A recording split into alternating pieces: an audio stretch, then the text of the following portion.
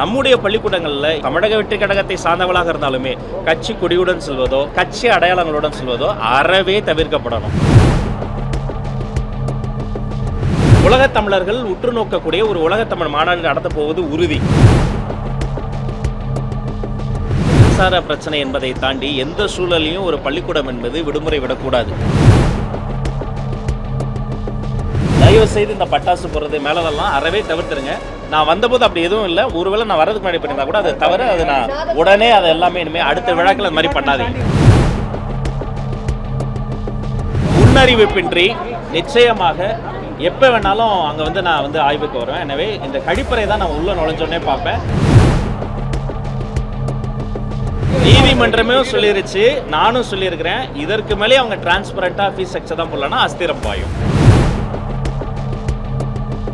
தமிழ்நாட்டினுடைய பாடத்திட்டத்தில் 3ஆம் வகுப்பிற்கு 3ஆம் வகுப்பு வரை புதிய பாடத்திட்டத்தை உருவாக்கி கையில் கொடுத்துட்டோம். அடுத்த மற்ற வகுப்புகளுக்கான பாடத்திட்டம் உருவாக்குறோம். இந்த கரிக்குலம் கமிட்டின்னு சொல்லுவோம். இந்த பாடத்திட்டத்தினுடைய தலைவர் யார் தெரியுமா? மதிப்பிற்குரிய விஞ்ஞானி மயில்சாமி அண்ணாதுரை அவர்களை நாம் நியமித்திருக்கிறோம். இப்போ இதிலேயே உங்களுக்கு தெரியும், அறிவியல் தமிழ் மீது நம்முடைய மாண்புமிகு முதல்வர் அவர்களினுடைய இந்த அரசு எத்தனை பெரிய ஒரு மதிப்பு வைத்திருக்கிறது என்பதற்கு இது ஒரு உதாரணம். எங்கெல்லாம் வாய்ப்பு கிடைக்கிறதோ அங்கெல்லாம் அறிவியல் சார்ந்த விஷயங்களுக்கு தான் முன்னுரிமை வழங்கப்படும். அறிவியலுக்கு புறமான செய்திகளுக்கோ சம்பவங்களுக்கோ நாம் முன்னுரிமை தரக்கூடாது என்பதை நான் வாய்மொழி உத்தரவாகவே போட்டிருக்கிறேன். ஏற்கனவே ஒரு பேட்டியிலேயே நான் சொல்லியிருக்கிறேன். ஒவ்வொரு கூட்டத்திலையுமே சரி, எதெல்லாம் அறிவியலுக்கு ஒத்து வருகிறதோ அது மட்டுமே எங்களுடைய குழந்தைக்கு சென்று சேர வேண்டும் என்பதில் நம்ம ரொம்ப ஒரு உயர்ந்தப்பட்ட செயல்படுறோம்.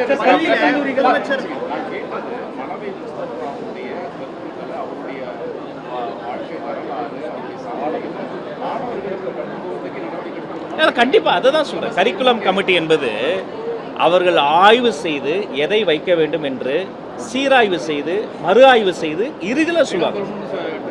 இல்லை அதாங்க, அது ஒரு கமிட்டியை போடுறதுக்கு போட்டிருக்கிறேன். கமிட்டியை போட்டு எல்லாத்தையும் முடிவு நானே சொல்கிற அரசியல்வாதி நான் கிடையாது. கட்டாயமாக என்னுடைய ஆசையும் அது அதில் மாற்று கருத்தையே கிடையாது. இல்லைனா இப்போ அண்ணனே சொன்னார்ல, நான் விரும்பி வாஞ்சையோடு நான் அமெரிக்காவிலேருந்து வந்த உடனே நான் விரும்பி முதல்ல கலந்துக்கிற கூட்டமே இதுதான். அதில் தான் என்னுடைய ஆசையும் அது அண்ணனுக்கும் தெரியும், அவர்களுக்கு வீட்டில் இருக்கக்கூடிய அம்மாவுக்கும் தெரியும். அதனால கரிக்குலம் கமிட்டி மூலமாக அதிகாரம் ஒவ்வொருத்தரா பள்ளி கல்லூரிகள் இல்லை, அதாவது நிறைய எக்ஸிபிஷன் நடக்கும். குறிப்பாக அறிவியல் கண்டுபிடிப்புகள் அந்த மாதிரி தான் நடந்துட்டு இருக்கும். விளையாட்டு பல்வேறு ஆனால் நீங்கள் சொன்ன மாதிரி இப்போ இந்த தமிழ் வளர்ச்சிக்காக இந்த மாதிரி புத்தகங்கள் இந்த குழந்தைகளை படித்து அவங்களுடைய கண்டுபிடி அந்த மாதிரி அவங்களுக்குன்னு ஒரு தனியாக ஒரு எக்ஸிபிஷன் மாதிரி வைக்கிறதுக்கான ஒரு திட்டங்கள் இருக்கா? ஒரு கண்காட்சி மாதிரி நல்ல யோசனை. ஏற்கனவே நடைபெறக்கூடிய புத்தக திருவிழாவில் அறிவியல் அற்புதங்கள், அறிவியல் அதிசயங்கள், அறிவியல் தமிழ்நாடு என்று சொல்லக்கூடிய அளவிற்கு அறிவியல் சார்ந்த புத்தகங்கள் நாங்கள் வைத்து கொண்டு தான் இருக்கிறோம். ஆனால் இந்த அறிவியலுக்காகவே ஒரு சயின்டிஃபிக் எக்ஸ்போ நடத்தக்கூடியது ஒரு நல்ல யோசனை தான்.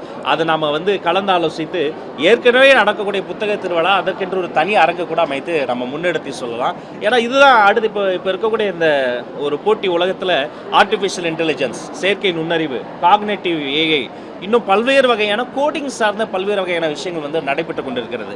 அப்போ அதோடு சேர்த்து நாமும் நம்முடைய குழந்தைகளை அதற்கு தயார் செய்வதற்காக இதை போன்ற அறிவியல் முன்னெடுப்புகளை நடத்துவது ஒரு நல்ல விஷயம். கட்டாயமாக நான் விரைவில் சொல்றேன்.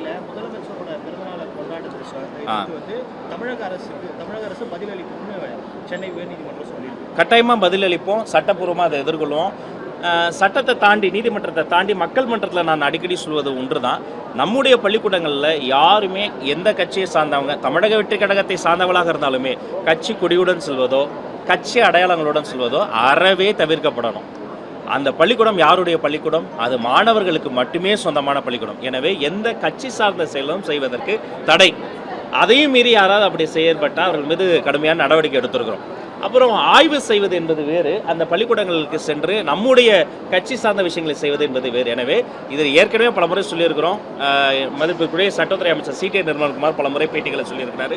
நான் ஒரு 4-5 முறை சொல்லியிருக்கிறேன். நீதிமன்றத்தினுடைய அந்த விஷயத்தை சட்ட ரீதியாக நாம் இந்த விஷயங்கள்லாம் சொல்லி புரியும். உலக தமிழ் மாநாட்டுக்கான முன்னெடுப்படுத்துக்கு முதல்ல வாழ்த்துக்கள். அதுக்கு நன்றி. இப்போ அதற்கான இப்போ நீங்கள் அமெரிக்கா போயிருக்கும் பொழுது அதற்குண்டான பல்வேறு விஷயங்கள் பேசுனா இதே மாதிரி ஒரு சிலர் மட்டுமே அந்த ஆய்வு கட்டுரைகள்லாம் சப்மிட் பண்ணுவாங்க. மாரி கல்லூரியில் படிப்பவர்கள் மட்டும்தான். இதை இப்போ இந்த இதில் இந்த மாணவர்களுக்கும் பள்ளி மாணவர்களுக்குமான ஒரு முன்னெடுப்பு பண்ணலாம்ல. ஏன்னா அவங்களுக்கு ஒரு வித்தியாசமான ஒரு அனுபவமாக இருக்கும்ல. நம்முடைய அரசாங்கம் ஒரு இன்க்ளூசிவ் கவர்மெண்ட், அனைவருக்குமான அரசு. அரசு அனைவருக்குமானது என்பதே ஒரு ஜனநாயக பூர்வமானது. இன்னைக்கு தமிழனுக்கு என்ற ஒரு நாடிலே, ஆனால் தமிழன் இல்லாத நாடுகளை 196 நாடுகளில் தமிழர்கள் இருக்கிறாங்க. அவர்கள் தங்களுடைய பங்களிப்பை தமிழ் சங்கங்கள் கட்டி எழுப்பி இருக்கிறாங்க. தமிழர்கள், தமிழ் சங்கங்கள் அந்த பங்களிப்பு மூலமாக தமிழ் பணிகளை ஆண்டுதோறும் செய்து கொண்டிருக்கிறாங்க.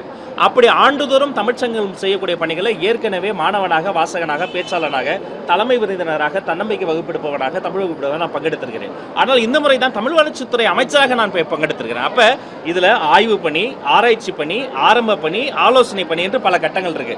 இதுல இந்த ஆரம்ப பணிக்கான பல்வேறு விஷயங்களை நான் பேசிவிட்டேன். உலகத் தமிழர்கள் உற்று நோக்கக்கூடிய ஒரு உலகத் தமிழ் மாநாடு நடத்தப் போவது உறுதி.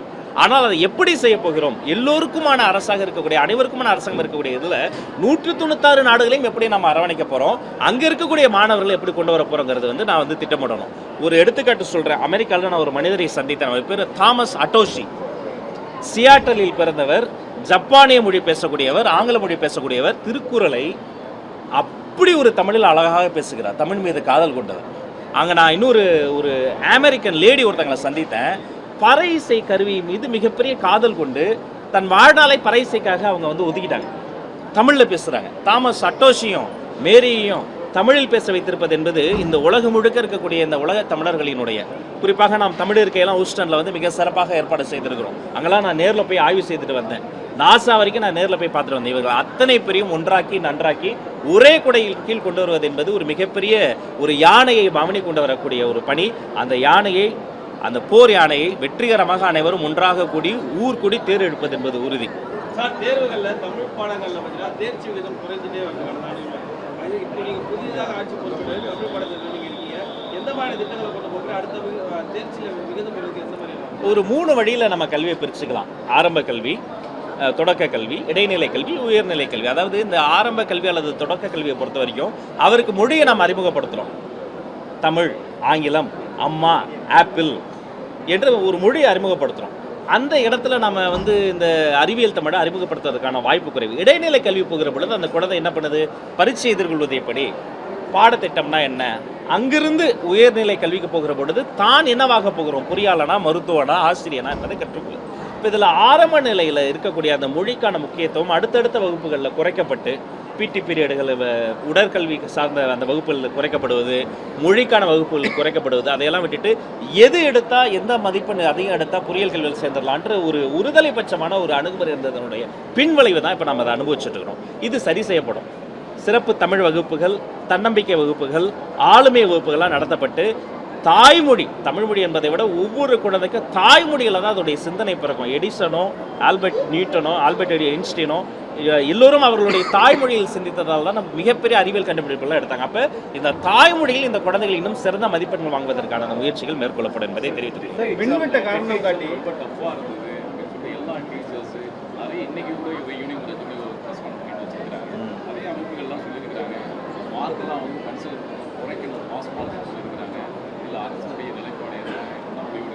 நான் அது இப்போ தான் வந்திருக்கிறேன். நான் சம்மந்தப்பட்ட அதிகாரிகள்கிட்ட என்ன தான் கேள்விகள் கேட்டாங்க, அது உண்மையிலே கடினமான கேள்விகளா, இதற்கு முன்னாடி இருந்த வினாத்தாள்கள் எப்படி இருந்தது என்பதை நான் வந்து ஒரு ரிவ்யூ பண்ணிவிட்டு கண்டிப்பாக அவர்களையும் நேரில் சந்தித்து நான் பதில் சொல்கிறேன். வேற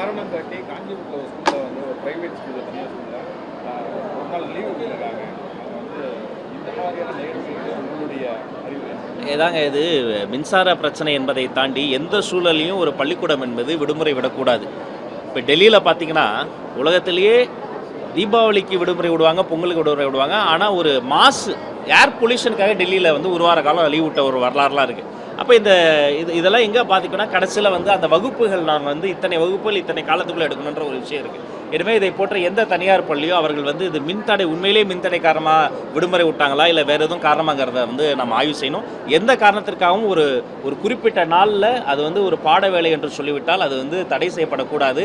அதை வந்து அது சரி செய்ய வேண்டியது ஒரு ஜென்டரை வச்சு கூட அவங்க பண்ணியிருக்கலாம். அது எந்த காரணத்துக்கும் தடை செய்யப்படக்கூடாது. எப்படி பிடி பீரியட் கட் பண்ணக்கூடாது நான் உறுதியாக இருக்கிறனோ அதே மாதிரி தேவையின்றி வேறு எந்த காரணங்களுக்காகவும் இதை போன்ற பாட வேலைகளை அவங்க குறைக்கூடாது என்பதை நான் கேட்டுக்கொள்கிறேன். இந்த பள்ளிகளில் இந்த உதவியாளர்கள்லாம் இருக்காங்க, ரொம்ப கால இடங்களாக இருக்குது. உதவியாளர், காவலாளர், முதல்ல எல்லாம் ஆரம்ப காலத்துல நம்ம படிக்கிற இடத்துல இப்போ எதுவுமே இல்லை. இப்போ வந்து எவ்வளோ காலி இடங்கள் இருக்குது, அதில் போட்டால் அவங்களுக்கு கிராமப்புறங்களுக்கும் வேலை வாய்ப்பு கிடைக்கும். அதற்குண்டான எடுப்பு எடுத்து இப்போ நாங்கள் ஆட்சிக்கு வந்த புதுசில் சரிபாதி உடற்கல்வி ஆசிரியர்கள் நிரப்பப்படாமல் இருப்பதை கண்டறிந்தோம்.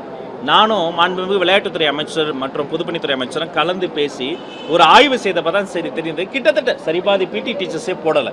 அப்போ உடனடியாக நான் அதை கையில் எடுத்து என்ன பண்ணேன், டிஆர்பிக்கு அதை குறித்து நோட்டிஃபிகேஷன் கொடுக்கப்பட்டு உடனடியாக பிடி டீச்சர் நிரப்பணும், ஒரு பள்ளி கூட அந்த பிடி டீச்சர் இல்லாமல் இருக்கக்கூடாதுங்கிறத வந்து சொன்னோம். இதே மாதிரி தான் உடற்கல்வி ஆசிரியர் மாதிரி இந்த லேப் டெக்னீஷியன்ஸாக இருக்கட்டும், மற்ற ஆசிரியர்களாக இருக்கட்டும், உதவியாளர்களாக இருக்கட்டும், தொழிற்கல்வி ஆசிரியர்களாக இருக்கட்டும், எங்கெல்லாம் அந்த ஒரு வேக்கண்ட் இருக்குங்கிறத கண்டறிந்து முறைப்படி திறமை மற்றும் அவர்களினுடைய அந்த மெரிட்டில் எந்த பொலிட்டிக்கல் இன்ஃப்ளூயன்ஸ் இல்லாமல் அந்த பணியிடங்கள் நிரப்பப்படும். பொலிட்டிக்கல் இன்ஃப்ளூயன்ஸ் இல்லாமல் நிரப்பப்படுறதால ஒரு சிறிய காலம் அதற்கு எடுத்துக்கொள்ளும். பட் முறைப்படி இது முறைப்படுத்தப்படும் என்பதில் மாற்று கருத்து.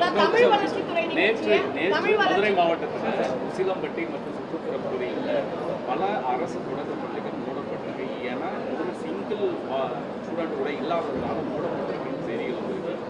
நான் இதை பற்றி விசாரித்தப்போ தமிழ்நாடு முழுக்க இதுமாரி நிறைய பிரச்சனைகள் இருக்குது. இது அரசு தான் முடிவெடுக்கணுங்கிறது அதிகாரிகள் சொல்கிறாங்க. இதில் நம்ம என்ன முடிவெடுக்கணும்? ஏற்கனவே கடந்த அரசில் கிட்டத்தட்ட 207 பள்ளிக்கூடங்கள் மூடினாங்க. என்னை பொறுத்த வரைக்கும் பள்ளிக்கூடங்கள் என்பது மூடப்படுவதற்கு எதிரானவன் நான். சம்மந்தப்பட்ட பள்ளிகளில் என்ரோல்மெண்ட் ரேஷியோ இல்லைனாலும் நான் விண்டோ பீரியடை எக்ஸ்டெண்ட் பண்ண சொல்லியிருக்கிறோம்.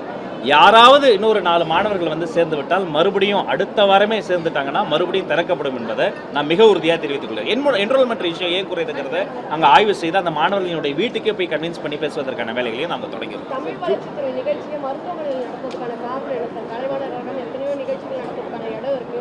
இங்கே நாதஸ்வரம் மேலவாத்தியங்கள் நீங்கள் முன்னாடி போயிட்டு நோயாளிகளுக்கு துன்புறுத்தலாக இருக்காதா? அவங்கள பாதிக்காது. அது அறிவியல் தமிழ் மாதிரி அறிவியல் தமிழ்னு சொல்லுகிற பொழுது இது மருத்துவத்துறையினுடைய கட்டற்ற கலைக்களஞ்சியத்தை உருவாக்கியவர் மனைவி முஸ்தபா. தன் வாழ்நாளில் 10 லட்சம் சொற்களை நம்ம படிக்க முடியுமா தெரியாது, படைத்தவர். அப்போ இதை விட சிறந்த இடம் இருக்காது. இது மாதிரி மருத்துவ பயனாளர்களுக்கு யாராவது தொந்தரவு எதாவது இருந்தால் நான் வருத்தம் கூட தெரிவிச்சுக்கிறேன். அடுத்த முறை இது மாதிரிலாம் பண்ணாதீங்க. அது வந்து சாக்கு போக்கு சொல்லி பண்ணக்கூடாது. தயவு செய்து இந்த பட்டாசு போடுறது மேலதெல்லாம் அறவே தவிர்த்துருங்க. நான் வந்தபோது அப்படி எதுவும் இல்லை. ஒருவேளை நான் வரதுக்கு முன்னாடி பண்ணியிருந்தா கூட அது தவிர அது நான் உடனே அது எல்லாமே இனிமேல் அடுத்த விழாக்கள் அது மாதிரி பண்ணாதீங்க. ஆமாம், நீங்கள் அறிக்கை கேட்டிருக்கேன், நடவடிக்கை எடுக்கணும்னு சொல்லியிருந்தீங்க. இது ஒரு நாள் ஆயிருக்கு. நம்ம ஏதாவது நடத்தி இல்லை, நான் விசாரிச்சிட்டேன். அந்த விஷயம் என்னென்னா அது ஒரு தொடர்பாடல் பிரச்சனை தான், மிஸ்கம்யூனிகேஷன் தான். அந்த குழந்தையினுடைய அது குழந்தை வீட்டுக்கு போகணும்னு ஆசைப்பட்டிருக்கிறாங்க. நான் வீட்டுக்கே போகிறேன். அப்போ வீட்டுக்கு தொடர்பு கொண்ட பிறகு அவங்க உடனடியாக வரல. அப்போ அந்த குழந்தை தான் அந்த குழந்தை அந்த பெற்றோர் அது வந்து திட்டமிட்டு அவங்க அந்த ஆசிரியர் வந்து வெளியெல்லாம் நிறுத்தலை. அதனால் அது ஒரு தொடர்பாடல் பிரச்சனை தான். அதில் வந்து அந்த துறை மீதோ அந்த ஆசிரியர் மீதோ பெரிய நடவடிக்கை வேண்டியது தேவையற்றது.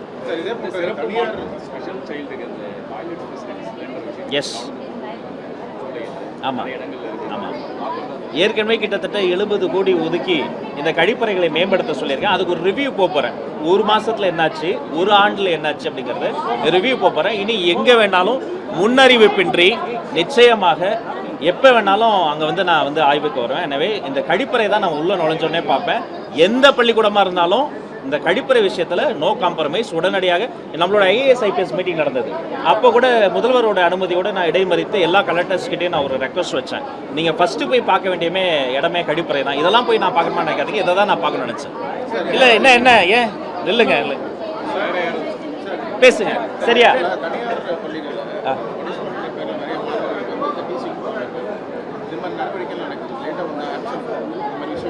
முக்கியமான கேள்வி என்கிட்டயே சில கோரிக்கை வருது. கட்டணம் சரியா கட்டல, அந்த மாணவர் மீது வந்து ஒரு ஒழுங்கு நடவடிக்கை பாக்கி இருக்கு, எதிர்த்து பேசிவிட்டார், விரும்பத்தகாத செயலில் ஈடுபட்டு விட்டார் என்ற காரணங்கள், பல்வேறு வகையான காரணங்களுக்காக தனியார் பள்ளிகள் வந்து இந்த டிசி கொடுப்பதை வந்து எந்த காரணம் கொண்டு நீங்கள் வந்து அதை டிலே பண்ணக்கூடாது. தயவு செய்து இது சட்டப்பூர்வமாக இல்லாமல் மனிதாபிபூர்வம் ஒரு கருணையோடு அணுகுங்க. அவர் யார் குழந்தை? நம்ம வீட்டு குழந்தை. அப்போ அந்த குழந்தைக்கு எந்த காரணத்திற்காகவும் நீங்கள் தண்டனைகள் தரவே கூடாது. அதனால் மறப்போம், மன்னிப்போம். அந்த குழந்தை இன்னும் நீங்கள் வந்து அந்த குழந்தை அடுத்த நிலைக்கு போவதற்காக அவர்களுக்கு தர வேண்டிய சான்றிதழ்களை எந்த காரணம் கொண்டும் நீங்கள் வந்து அதை வந்து தடை செய்யாதீங்க. கூப்பிட்டு பேசி சரி செய்து பெற்றோரோடு ஆலோசனை செய்து அந்த மாணவனுக்கு கவுன்சிலிங் கொடுத்து அந்த மாணவனோ மாணவியோ அந்த மாணாக்கருக்கு தேவைப்படுகிற எந்த சான்றிதழும் எந்த காரணத்திற்காகவும் தாமதிக்க வேண்டாம் என்பதை உங்கள் மூலமாக கேட்டேன். அதாவது ஏற்கனவே நீங்கள் தனியார் பள்ளிகளுக்கு அந்த அங்கீகாரம் வழங்குவது நிகழ்ச்சியில் அந்த நிகழ்ச்சியில் பேசியிருந்தீங்க. கட்டண விவரங்களை வெளிப்படையாக வெளியிடணும்னு சொல்லியிருந்தீங்க. அதே மாதிரி ஏழை பிள்ளைகளுக்கு அந்த கட்டணங்களை ஓரளவு குறைக்கணும்னு சொல்லியிருந்தீங்க. இது நேற்று ஹைகோர்ட்டில் திரும்பவும் அந்த எக்ஸ்ட்ரக்சர் ரிலீஸ் பண்ணுங்கிற விஷயம் வந்திருக்கு. கண்டிப்பாக வெளியிடணும்னு சொல்லியிருக்காங்க. உங்களுடைய உத்தரவை அந்த வேண்டுகோளை நீதிமன்றம் என்ன சொல்லியிருக்கு? அப்ப நான் சரியா தானே சிந்திச்சிருக்கேன். நீதிமன்றமே சொல்லிருச்சு, நானும் சொல்லியிருக்கிறேன். இதற்கு மேலே அவங்க டிரான்ஸ்பரண்டா ஃபீஸ் ஸ்ட்ரக்சர் தான் போடலன்னா அஸ்திரம் பாயும். அதனால கட்டாயமாக அவங்க வெளியிடுங்கிறத மீண்டும் வலியுறுத்திக்கிறேன். ஆமாம் இல்ல அதை தான் சொல்லியிருக்கேன். நீதிமன்றமும் சொல்லிருச்சு, மாண்புமிகு அமைச்சரும் சொல்லியிருக்கிறோம். இதுக்கப்புறம் செயல்பட வேண்டியது அவங்க தான். அப்படி செயல்படலன்னா பாருங்க நடவடிக்கை நடக்கும்.